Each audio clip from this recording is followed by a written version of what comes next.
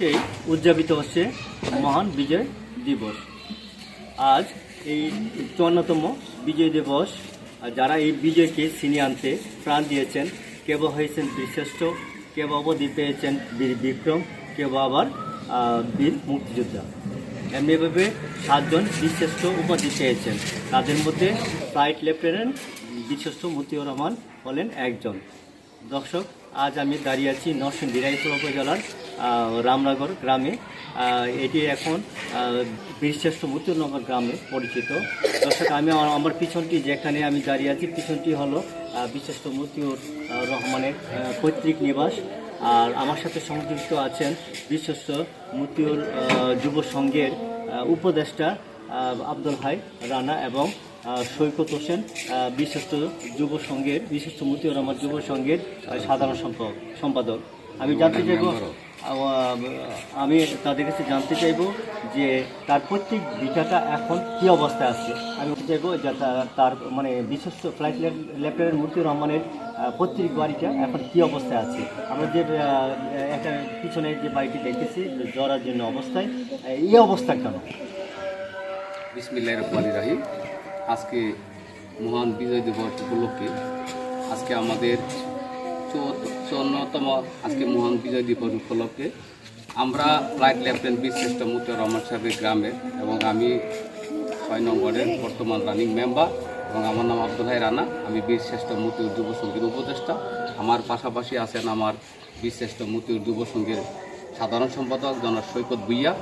আমরা আসলে আশাবাদী আমাদের এই মহান স্বাধীনতা দিবস উপলক্ষে আমরা প্রত্যেকটা দিবসে আমরা পালন করার আমরা চেষ্টা করি এবং করি। তার জন্ম তারিখ, তার মৃত্যু তারিখ এবং তার ১৬ই ডিসেম্বর আজকেও আমরা গিয়া ওই ফুলের তোড়া দিয়ে আসছি গিয়া মহান বিজয় দিবস উপলক্ষে। আমাদের রায়পুরা থেকে আমাদের ইঞ্জিনিয়ার সাহেব ছিল, যেখানে টিউনো স্যার আসার কথা ছিল, আসলে উনিও আজকে মহান বিজয় দিবস উপলক্ষে অনেক ব্যস্ততার কারণে উনি আসতে পারে নাই। যাই হোক, এরপরে আমাদের থানা ইঞ্জিনিয়ার সবকে উনি পাঠাইছে। আমরা আজকে মহান বিজয় দিবস উপলক্ষে আমরা তার মোরালিকে আমরা ফুলের তোড়া দিয়ে আসছি আমাদের ক্লাবের পক্ষে থেকেও। আমরা আশা করব আমাদের এই মহান বিজয় দিবস উপলক্ষে জাতির শ্রেষ্ঠ সন্তান হিসাবে বাংলাদেশের ৭ বীরের এক বীর ফ্লাইট লেফটেন্যান্ট বীরশ্রেষ্ঠ মতিউর রহমান সাহেব আমাদের জাতির গৌরব। আমরা আশা করব আমাদের এই তার পিতৃ সম্পদটা এখানে আমাদের এমন কোনো কিছু নাই। আমরা আশা করব আমাদের আজকের এই যারা উপদেষ্টা মণ্ডলী যারা আছে, আমাদের যারা সরকার পরিচালনা করেন, আমরা আশা করব আমাদের এই ফ্লাইট লেফটেন্যান্ট বীরশ্রেষ্ঠ মতিউর রহমান সাহেবের বাড়িটা একদম অচল অবস্থা আছে।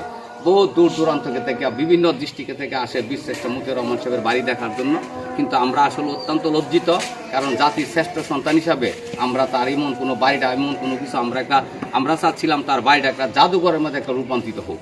এই জন্য আমাদের গ্রামটা একটা মানে যথেষ্ট পরিমাণ আমাদের গ্রামটাকে যদি একটা এই ফ্লাইট লেফটেন্যান্ট বীরশ্রেষ্ঠ মতিউর রহমান সাহেবের নামের উপরে যদি মনে করেন আমাদের গ্রামে প্রায় ৭,০০০ ভোট আছে। আমরা অন্তকে চাই আমাদের এই মুসাফর ইউনিয়নটাকে আমাদেরকে কাইটে আমরা অন্তকে যাতে আমাদের বীরশ্রেষ্ঠ মতিউর রহমান সাহেবের গ্রামটাকে একটা ইউনিয়ন করা হয় এবং আমাদের এই জাতির শ্রেষ্ঠ সন্তান হিসাবে যাতে অন্তত পক্ষে আমাদের এই বাড়িটাকে অন্তত যাতে একটা নির্মাণ করা, একটা সুন্দর একটা পরিবেশ করে দেয়, একটা জাদুঘর হিসাবে একটা রূপান্তরিত যাতে করা হয়। এবং আমরা আশাবাদী আমাদের প্রধান উপদেষ্টা জনাব ইন্নুর সাহেবকে আমরা যাতে আজকে জাতির শ্রেষ্ঠ সন্তান হিসেবে আমরা গ্রামবাসী কিন্তু তেমন একটা কোনো কিছু পাই না।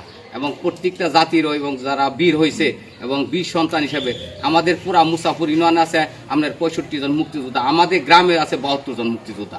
আমরা এই জাতির যুদ্ধকালীন আমাদের গ্রামকে বীরশ্রেষ্ঠ মতিউর রহমান সাহেব যথেষ্ট পরিমাণ আমাদের প্রাথমিক বিদ্যালয়ে উনি গ্রামকে মনে করেন সকলকে, আগে কোনো ঢুল ছিল না, টিন দিয়া বাইরে তারপরে আপনাদের গ্রামের লোকজনকে এলাকার লোককে জমায়া, তারপরে মহিজুদ্দিন উচ্চ বিদ্যালয় থেকে জমায়া, তারপরে আমি ওই সময় আমার বয়স ৮ বছর, তারপরেও কিন্তু আমি কিন্তু আমার এখনো দৃশ্যগুলি আমার চোখে ভাসে।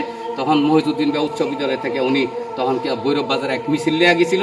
যাওয়ার পরে তখন কিন্তু সে বাধ্যতামূলক, তাকে পরিবার ওইখানে ছিল, তাকে বাধ্যতামূলক করা হয় তাকে পাকিস্তানে নেওয়ার জন্য।